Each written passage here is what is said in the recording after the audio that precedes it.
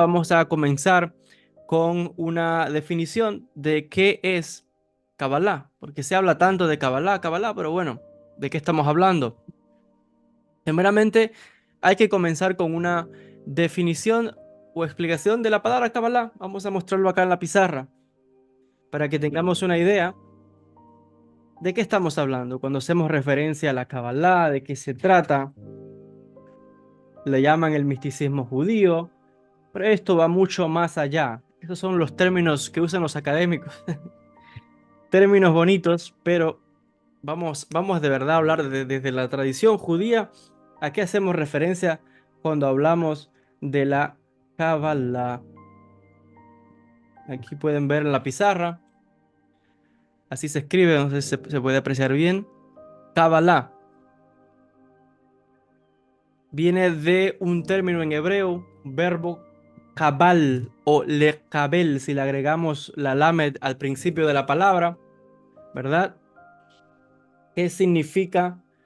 Algo que se recibe, algo que se recibe, hace referencia a una enseñanza que, como la palabra dice, no puede ser recibida sino que alguien te lo entregue.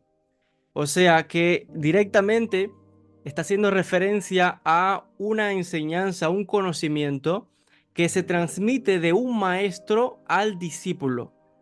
No se aprende Kabbalah porque alguien tome un libro y comience a leer. Esa persona no tiene Kabbalah porque Kabbalah hace referencia específicamente a la tradición judía y específicamente a la tradición mística. Entonces, si alguien toma un libro y lee cualquier cosa, esa persona no tiene Kabbalah porque ¿de quién la recibió? Kabbalah también les decía la pregunta que se hace cuando alguien dice yo conozco Kabbalah. La pregunta es ¿con quién estudiaste? ¿Con quién aprendiste? ¿Quién es tu maestro? Esto es muy importante porque eso te va a indicar a la línea de transmisión de enseñanza a la que cada cual está sujeto.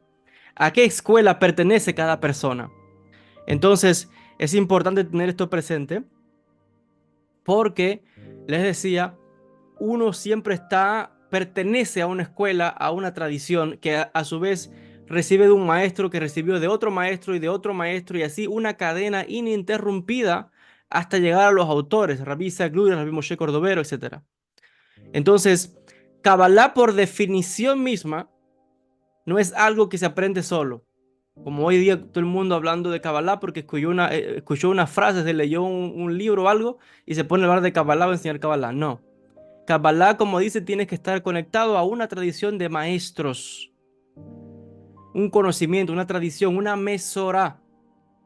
Esto es muy importante porque de hecho lo vamos a ir explicando a medida que desarrollemos la clase del día de hoy, para que vean cómo se fueron transmitiendo estas enseñanzas de maestro a discípulo, de generación en generación, hasta llegar a nuestros días.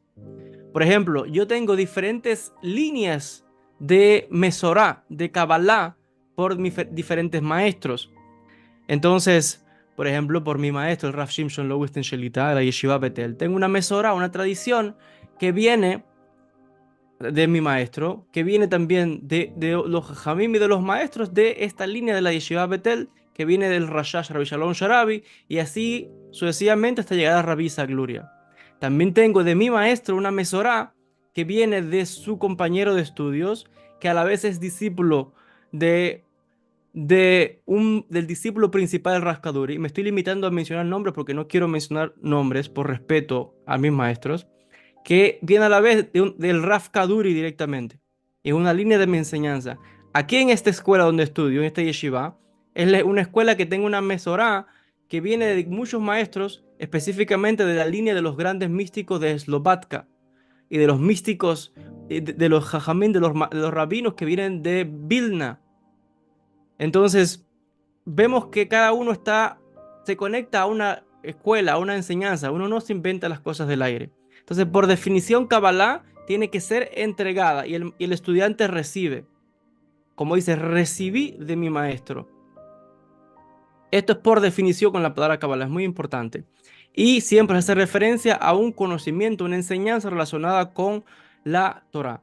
Kabbalah, hay que decir que es el cuarto nivel de interpretación de la Torah, del texto de la Torah.